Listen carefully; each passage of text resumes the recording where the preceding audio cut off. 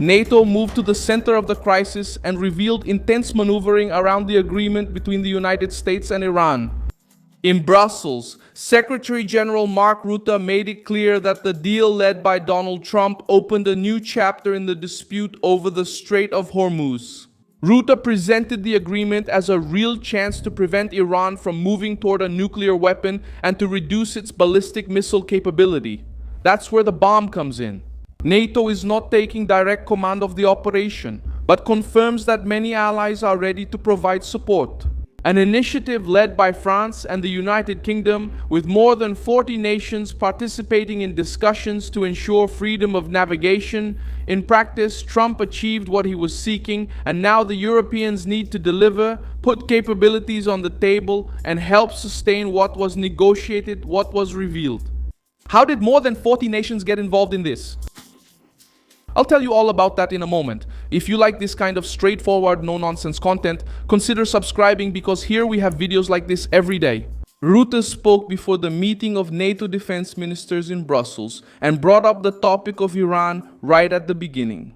He stated that the agreement made by Trump with Tehran improves everyone's security because it creates an opportunity to prevent Iran from obtaining a nuclear weapon. And he acknowledges that the White House managed to conduct tough negotiations. NATO itself links the agreement to the need to degrade Iran's ballistic missile capability, a point that has always been at the center of tensions with Tehran. The Strait of Hormuz became a decisive part of this turnaround. Rutte said that restoring free passage through the route will be a huge step forward. That's no small statement. Hormuz is the corridor through which ships, oil, gas, strategic cargo, and part of the stability of international prices pass. That's why freedom of navigation has become the heart of the operation.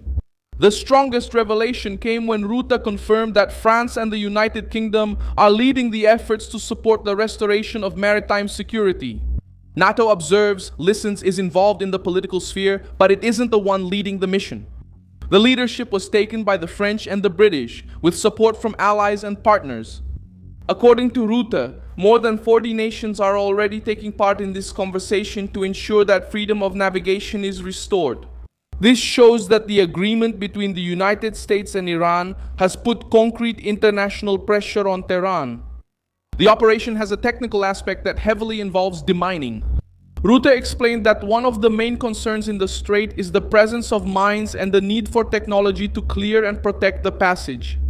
That's where Europe resembles something that even the United States itself doesn't want. It has European allies in the same proportion. They have important capabilities in demining, radar, and other technologies needed to restore confidence in commercial shipping. In other words, Trump paved the political way, and now the allies are being called to put real assets in the water. France and the United Kingdom had already been preparing this effort. Before Rutte's speech in April, the two governments gathered dozens of nations to discuss the reopening of Hormuz and advocated for a strictly defensive multinational mission. The proposal was to protect merchant ships, reassure commercial operators, and carry out mine-clearing operations when conditions allowed. The structure had already been taking shape and now gains momentum with Trump's agreement and the public confirmation made by NATO. The British government also held a military planning conference in Northwood, in North London, with planners from more than 30 nations. The goal was to turn diplomatic consensus into a military plan. This includes command, control, capabilities, deployment of forces, and coordination with partners. The logic is simple. Iran can't just claim the passage will open. It's necessary to ensure that ships can cross safely without the threat of mines, without intimidation, and without political demands disguised as maritime control. The G7 also added to the pressure. Leaders of the largest economies received the agreement positively, but made it clear that the negotiation needs to address Iranian threats in the region. And in addition to that, the demands involve the nuclear program, Tehran's actions through allied groups, and stability in the Middle East. This puts the Iranian regime in an uncomfortable position. It tries to project defiance but sees the main Western nations continuing to align with the central point. Trump reinforced this message by saying at the end of the G7 that maritime traffic in Hormuz had already increased since the announcement of the truce. He also made a clear threat: if Iran violates the agreement, the United States may resume military action. The statement shows the logic of Trump-style negotiation. It's not blind trust in Tehran, it's a deal under pressure, openness under watch, a truce with a warning. Iran is given a chance to get out of the corner, but without being given a blank check to return to the old game. Reuters reported that the memorandum includes the full resumption of maritime traffic in the Strait of Hormuz, the suspension of the American blockade on Iranian ports, and the waiver of international sanctions, under certain conditions. But there is an essential point. The negotiation still needs to become a binding agreement, and the parties can back out as long as this is not finalized. This detail shows why the naval coalition is so important. Security at sea cannot depend solely on Tehran's promise. The agreement also provides for an extension of the ceasefire for 60 days, creating the possibility for a permanent truce. However, the situation remains sensitive. The international news itself shows that there are tensions in Lebanon, concerns about Hezbollah, pressure from Israel, and distrust from allies, NATO. No, it doesn't want to look like it's leading the operation, but it also hasn't stayed out of it. Houthi made it clear that the alliance is monitoring everything and that many allies are ready to provide support. It avoids turning the mission into a formal NATO operation, but keeps the political weight of the alliance behind France, the United Kingdom, and partners. For Tehran, the message is strong. It won't just be a bilateral dispute with the United States. There will be a network of nations watching and supporting freedom of navigation. The Houthi reaction also exposes a shift within the alliance itself.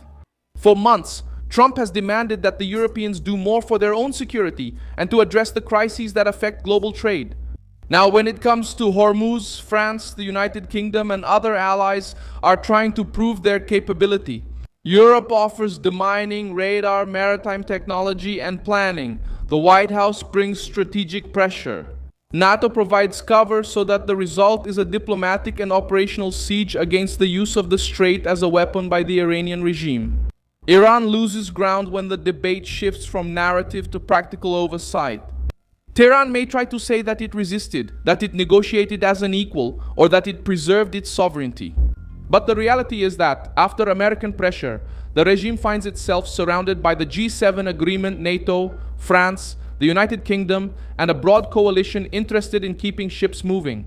The Strait of Hormuz is no longer an exclusive bargaining chip for Iran and starts being treated as an international passage.